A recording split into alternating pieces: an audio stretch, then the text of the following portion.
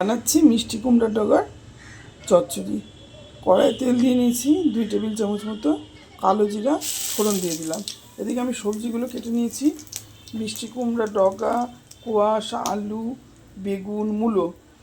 আমার কাছে আর মিষ্টি কুমড়াটা ছিল না, মিষ্টি কুমড়া দিলে বেশ ভালোই লাগে খেতে, সেটা আমার কাছে ছিল না।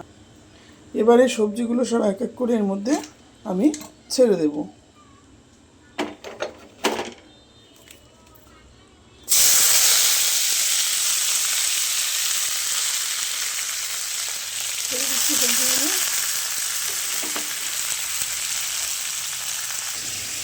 নিয়ে নিয়েছি কিছুটা সর্ষা, এখানে নিয়েছি রাই সর্ষা, পোস্ত, কাঁচা লঙ্কা, আর এর মধ্যে দিচ্ছি একটু লবণ। এবার এটা আমি পেস্ট করে নিয়ে আসবো।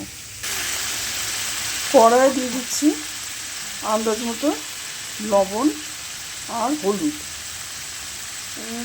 ছোটো চামচে 1 চামচ হলুদ। ভালো করে নাড়াচাড়া করে এটা একটু জল ছাড়বে, এই অবধি আমি অপেক্ষা করবো এবং মশলাটা তৈরি করে নিয়ে আসবো। সরষে পোস্তর পেস্ট আমার তৈরি হয়ে গেছে। এদিকে আমার সবজিগুলো অনেকটা মজে এসছে। এই সময় আমি এখানে দিয়ে দিচ্ছি 2 চামচ মতো সরষা পোস্ত বাটা।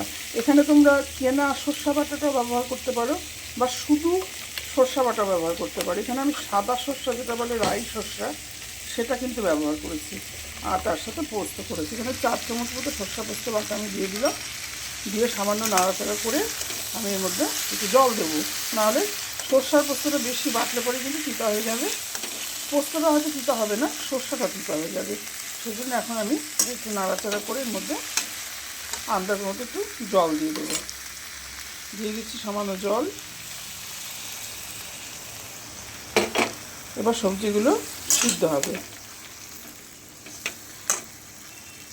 গ্যাসের আঁচ বাড়িয়ে দিয়ে এটা আমি সিদ্ধ হতে দিচ্ছি কিছুক্ষণ।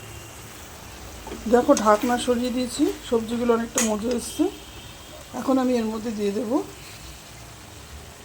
চিনি। এখানে আমি 2 চামচ চিনি ব্যবহার করছি। করে নাড়াচাড়া করে এটা আরেকটু শুকাতে দেবো। রান্নাটা আমার কমপ্লিট। নামানোর আগে এখানে আমি সামান্য একটু সরষার তেল উপর থেকে ছড়িয়ে দেবো, তাতে ফ্লেভারটা খুব ভালো আসে। এবার আমি গ্যাসের আঁচ কম করে 1 থেকে 2 সেকেন্ড এটা স্ট্যান্ডিং টাইমে রাখবো।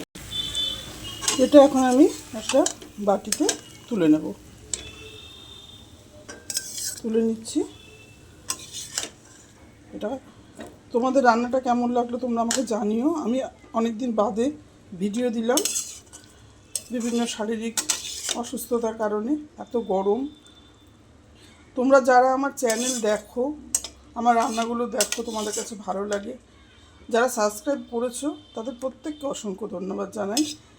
যারা করোনি তাদের কাছে অনুরোধ রাখি, চ্যানেলটা সাবস্ক্রাইব করো, রান্নাগুলো দেখো, বাড়িতে ট্রাই করো। তোমরা প্রত্যেকে সুস্থ থেকো, ভালো থেকো, এটাই কামনা করি।